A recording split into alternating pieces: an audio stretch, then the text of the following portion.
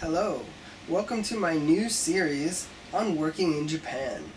For the next few episodes, I'm going to talk about how to get a job in Japan. First, for some background information, I have been studying Japanese for 13 or 14 years now, since I was a high school student. I went to university to study Japanese and foreign languages. I studied abroad. Right after university, I took the JET program and I taught in Osaka at high schools for 5 years. Now for the past year and a half, I have been searching for regular jobs that are normally filled by Japanese people. I'm going to take what I learned during this period and share it with you. In general, for an English-speaking native, there are only two kinds of jobs in Japan, with a third that is harder to get into. So, first, there are English teaching jobs. The second kind is the regular jobs that are normally filled by Japanese speakers, or Japanese people who are maybe speak English, or maybe you have skills that let you into the field even if they're not looking for an English speaker. Now that third kind is jobs that aren't English teaching, that are for foreigners, but there's not many of those. It's mostly like the headhunting and a few like sales jobs.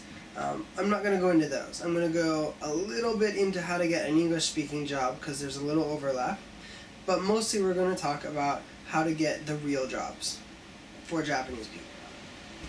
So first, an English teaching job, you have only really one requirement. You have to speak English better than, say, a chimp. And I'm not joking there.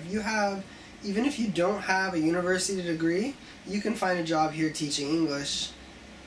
It's going to have low pay, it's not going to be fun, probably unless you really like teaching, but you can get a job here. And some of them will even sponsor your visa, but you'll have to pay to come over and have savings so you can survive until you get your paycheck and all of that. And you probably don't have health insurance. There are many jobs that require a university degree for teaching English, and those usually pay a little better. They have more benefits, possibly they actually have benefits. And I'm just going to talk about that a little bit again, but mostly we're going to talk about the real jobs, regular jobs, and for the regular jobs, the first thing you're going to want is Japanese skill. So I'm going to suggest you have either the old JLPT level 2, or I think it's called the N2 now, they added another level, or you want to have the equivalent. And there are other tests here. There's tests for Japanese people, there's the Nihongo Kente, which is Japanese test for Japanese people. Kanji Kente is a big one, but that really only requires that you know how to read and write a bunch of kanji, and you can survive, you can get a regular job without that as long as you can speak, as long as you can read and write decently. The second thing you're really going to want if you want a regular job is a working visa. Not many companies are going to sponsor you if you're applying for jobs that regularly they look for a Japanese person to fill. So working visas, well first, don't come over on a tourist or a student visa or any of these without working and then try and apply, because if you're caught with the wrong visa level, like they can kick you out of the country and you don't get to come back, or like if you have an expired visa. So either find someone that will sponsor you, or get married, basically. Or if you have Japanese relatives somewhere that can give you the same status as if you're married to a Japanese person. I'm married to my beautiful Japanese wife, who you're not going to see in this video. Okay. And the last one, which is a major requirement if you're looking for a regular job, you want to be living in Japan. Preferably, you want to be living close to where you're going to work, within an hour. If you're farther away, if you live in Tokyo, and the job you want's in Osaka, you're cutting your odds a lot. Your odds are not going to be good. You're going to get that job because they might expect that you're going to want them to pay for you to move over. And that doesn't happen a lot. Okay, so reviewing what you need. You need good Japanese skills, more than just everyday conversation, like about business level at least. You want a working visa, and you want to be living in Japan. Okay, now for the rest of this episode, I'm going to talk about how to search for jobs. There's only a few options that I'm going to go over. First, there are online websites. I'm going to suggest Indeed.com, and you switch to the Japan section.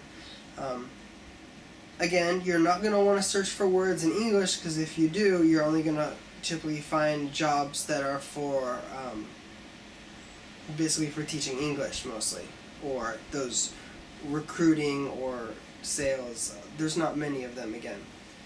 So you're going to go to Indeed.com, you're going to click the option to go to search for in Japan, and then you're going to want to type in Japanese, like some keywords, eigo, whatever your skills are. For me, I was typing in things like honyaku, ryugaku, and then a location. So wherever is close, the prefecture you're in, whatever's closest you can get to within an hour, so you can search. And for Indeed, they actually they search a bunch of sites for you, and we're going to go into some of these websites later in a different video. But it lets you search through many job openings. Some of them it's the same job opening posted many times, and sometimes it's only posted in one place. But Indeed.com is very useful. Gaijinpot, I'm going to mention just in case you happen to be looking for an English teaching job. It's very useful to find the English teaching jobs through that.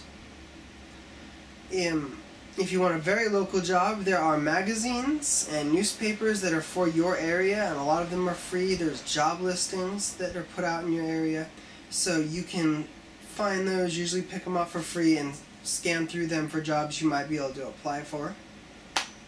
A lot of the time you'll see, sometimes you'll see an English teaching position in there for like a local city, and most of the time you'll see stuff like hair cutting or need nurses or receptionists. Sometimes you might find something good there, but it's safe to check them out. And the most important resource is going to be your local Hello Work office. And I'm going to talk about them more later, but the Hello Work is a government-sponsored, I don't know if I call it a company or organization. It's a part of the government. There are people hired, and it's basically an unemployment office. So you go there, and you can get an advisor. They will help you find jobs. They will help you write your resume. They will be the person that calls if you find a job opening on their website and or in their computer system. They'll call that company and say, okay, I have this kind of person sitting here. Can they apply for your job? And again, I'll go into this more. So if you're watching this and you are actually watching it when I put it out, which is unlikely, your homework for this week is to go on the internet and look up your local Hello Work office, where it is, and if possible, go there and register. And if you need a little help, bring someone who speaks a Japanese person with you for the registration form. In my next video, I'm going to go over how to write a Japanese resume, how to write the Japanese work history form, computer versus handwritten, it's very important here, some guides, and the most important parts of these applications. There's a lot of overlap, and I think some places they don't call a work history or resume, you'll call it a CV or something. I'll explain more in the next video, but first, go check out some of those websites, check out Hello Work's website, and find their local office. Okay? See you next time.